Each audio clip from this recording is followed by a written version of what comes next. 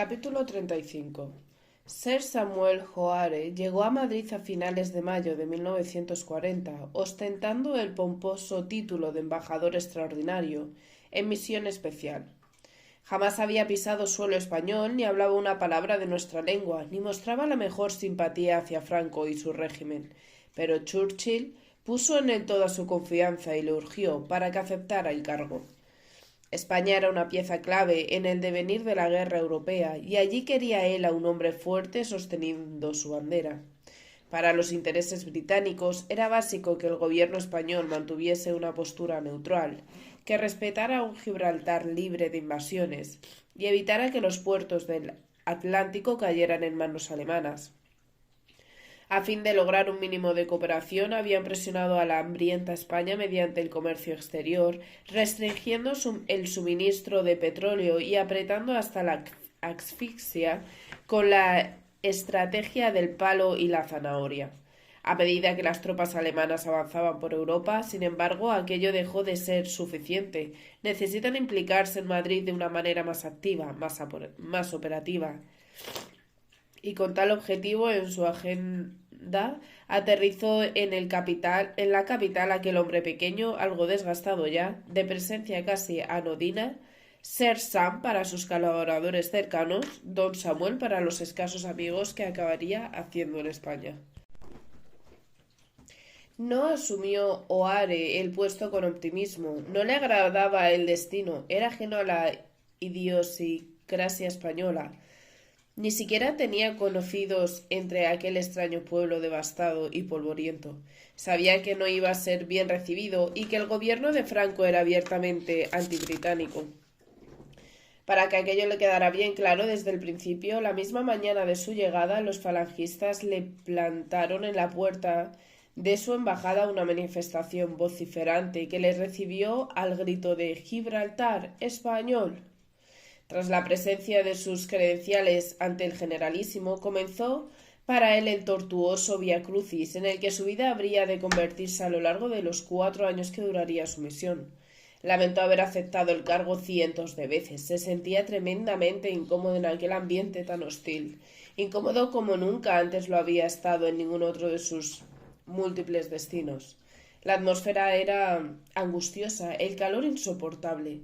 Las agitaciones falangistas frente a su embajada eran el pan nuestro de cada día. Les apedreaban las ventanas, les arrancaban los banderines y las insignias de los coches oficiales, e insultaban al personal británico sin que las autoridades del orden público movieran siquiera una pestaña.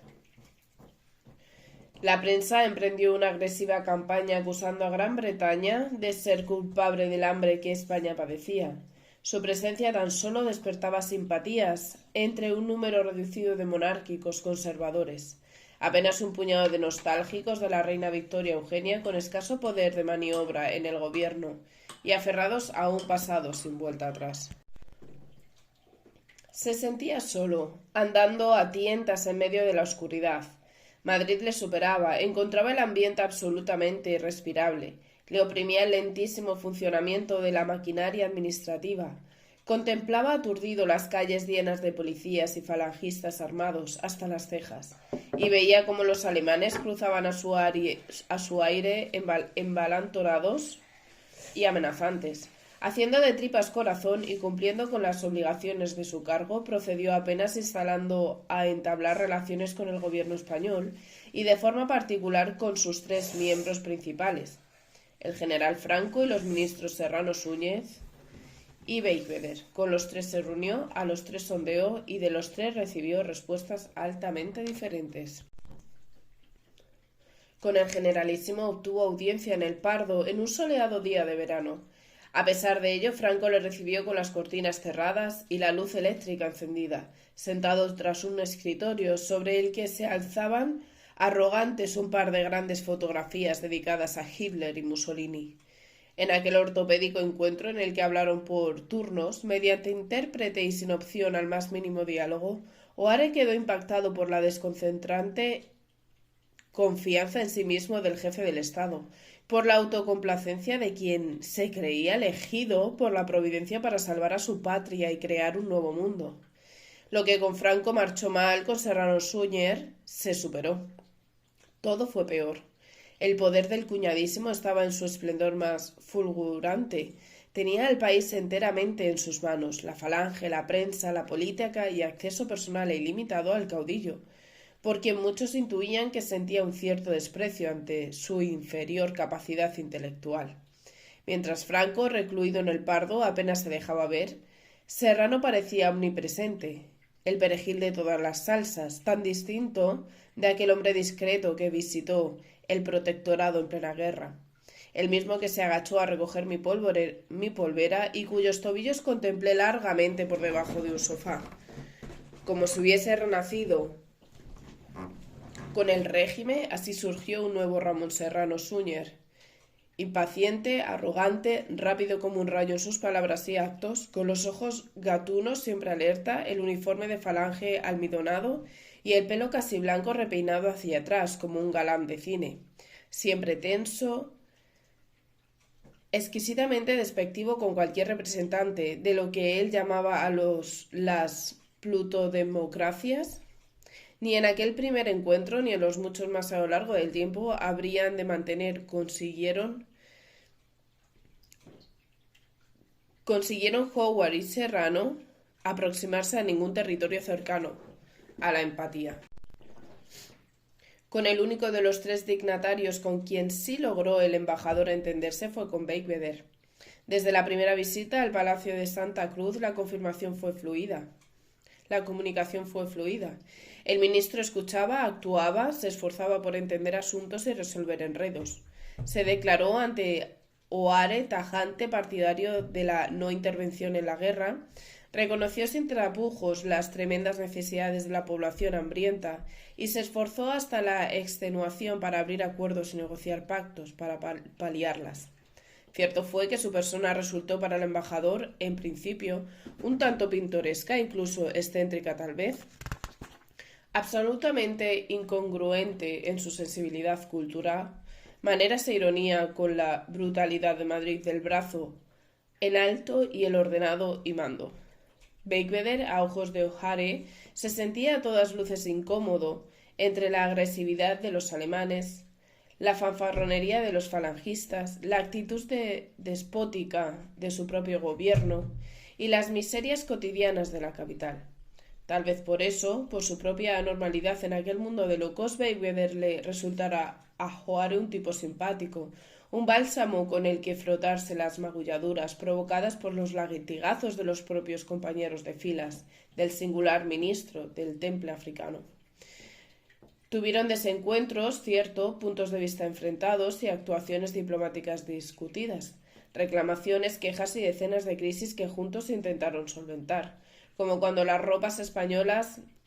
tropas españolas entraron en Tánger en junio dando por finiquitado de un plumazo su estatuto de ciudad internacional, como cuando estuvieron a punto de autorizar desfiles de tropas alemanas por las calles de San Sebastián, como tantas otras tiranteces en aquellos tiempos de desorden y precipitación. A pesar de todo, la relación entre Beigbeder y O'Hare se fue haciendo cada vez más cómoda y cercana, constituyendo para el embajador el único refugio en aquel terreno tormentoso, en el que los problemas no paraban de surgir, como las malas hierbas. A medida que se acoplaba al país, O'Hare fue siendo consciente del largo alcance del poder de los alemanes en la vida española, de su extensa ramificación en casi todos los órdenes de la vida pública. Empresarios, ejecutivos, agentes comerciales, productores de cine, personas dedicadas a actividades diversas con excelentes contactos en la administración y el poder trabajaban como agentes al servicio nazi. Pero supo también del mando férreo que ejercían sobre los medios de comunicación. La oficina de prensa de la Embajada de Alemania, con plena autorización de Serrano Suñer, decidía a diario qué información sobre el Tercer Reich se publicaba en España, cómo y con qué palabras, insertando a su gusto cuanta propaganda nazi deseara en toda la prensa española, y de manera más descarada y ofensiva en el diario Arriba, el órgano de la falange que monopolizaba la mayor parte del escaso papel que para periódicos se disponía en aquellos tiempos de penuria. Las campañas contra los británicos eran sangrientas e inconstantes, plagadas de mentiras, insultos y perversas manipulaciones. La figura de Churchill para motivo de las más malignas caricaturas y el Imperio británico, causa de constante mofa. El más simple accidente en una fábrica o de un tren correo o en cualquier provincia española se atribuía sin menos reparo a un sabotaje de los pérfidos ingleses. Las quejas del embajador ante tales atropellos siempre inexclusivamente caían en saco roto.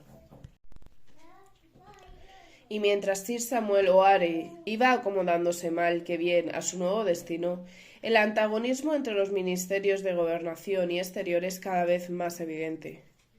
Serrano, desde su todopoderosa posición, organizó una estrategia campaña a su manera, difundió rumores venenosos sobre Beigbeder y alimentó con ello la idea de que solo en sus propias manos se enderezaría la situación.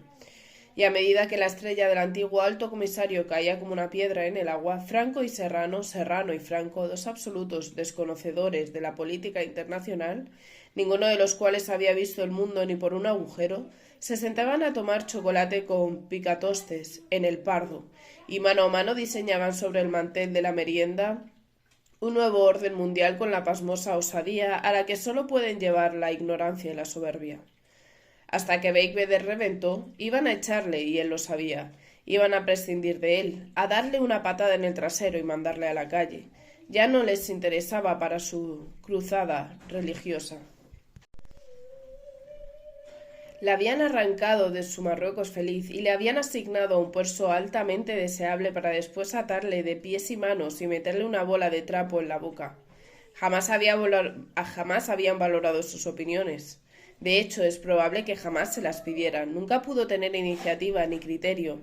No le quedaría más que para llenar con su nombre una cartera ministerial y para que actuara como un funcionario servil, pusilánime y mudo. Aun así, sin gustarle en absoluto la situación, acató la jerarquía y trabajó incansable por ello que se le estaba pidiendo, soportando con entereza el maltrato sistemático al que Serrano le mantuvo sometido durante meses. Primero fueron los pistones, los empujones, el quitarte tú para que me ponga yo.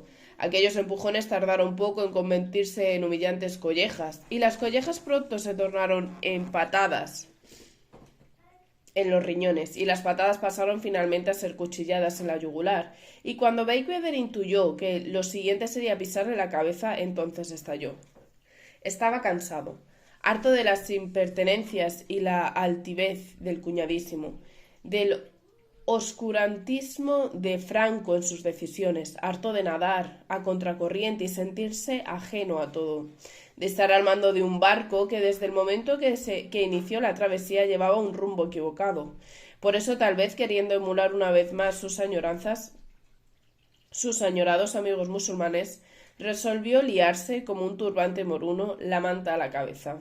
Había llegado el momento de que la amistad discreta que hasta entonces había mantenido con O'Hare saliera a la luz y se hiciera pública, de que traspasara los reductos privados, los despachos y los salones en los que hasta entonces se había mantenido, y con ella, por bandera, se echó a la calle, a plena calle sin cobijo alguno, al aire bajo la solanera impenitente del verano.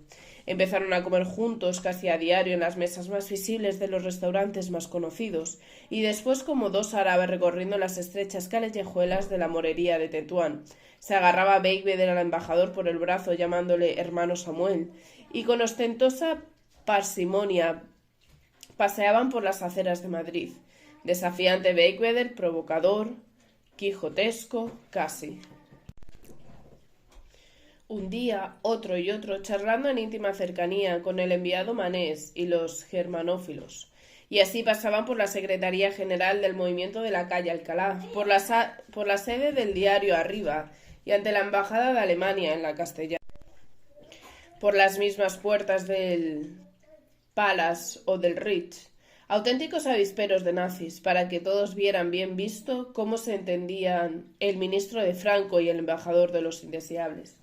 Y mientras tanto Serrano, al borde de la crisis nerviosa y con la úlcera reconcomida, Recorría a grandes zancadas su despacho de punta a punta, mesándose los caballos y preguntándose a gritos dónde querría llegar el demente de Beigbeder con aquel insensato comportamiento.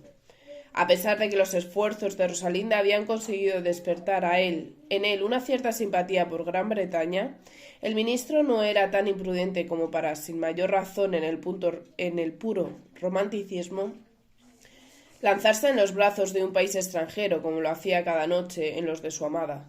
Gracias a ella había desarrollado una cierta simpatía por esa nación, sí, pero si se volcó de lleno en Ojares, si por él quemó todas sus naves, fue por algunas razones más. Tal vez porque era un utópico y creía que en la Nueva España las cosas no marchaban como él pensaba que debían funcionar. Quizá porque era la única forma que tenía de mostrar abiertamente su oposición a entrar en la guerra al lado de las potencias del eje. Puede que lo hiciera como reacción de rechazo ante quien le había humillado hasta el extremo, alguien con quien se suponía que tendría que haber trabajado hombro con hombro en el levantamiento de aquella patria en ruinas en cuya demolición habían participado con tanto afán. Y posiblemente se acercó a Oare, sobre todo porque se sentía solo, inmensamente solo en un entorno amargo y hostil. De todo esto no me enteré yo porque lo viviera de primera mano, sino porque Rosalinda a lo largo de todos aquellos meses me mantuvo informada a través de una cadena de extensas cartas que yo recibía en Tetuán, como agua de mayo. A pesar de su agitada vida social, la enfermedad la obligaba a permanecer aún largas horas en cama, horas que dedicaba a escribir cartas y a leer las que sus amigos le enviábamos. Y así establecimos una costumbre que nos mantuvo vinculadas con un hilo invisible a lo largo de los tiempos y las geografías. En sus últimas noticias, a finales de agosto de 1940, me decía que los periódicos de Madrid hablaban ya de la inminente salida del gobierno del ministro de Asuntos Exteriores. Pero para ello aún tuvimos que esperar unas cuantas semanas, 6 o 7, y a lo largo de ellas pasaron cosas que una vez más alteraron para siempre el curso de mi vida.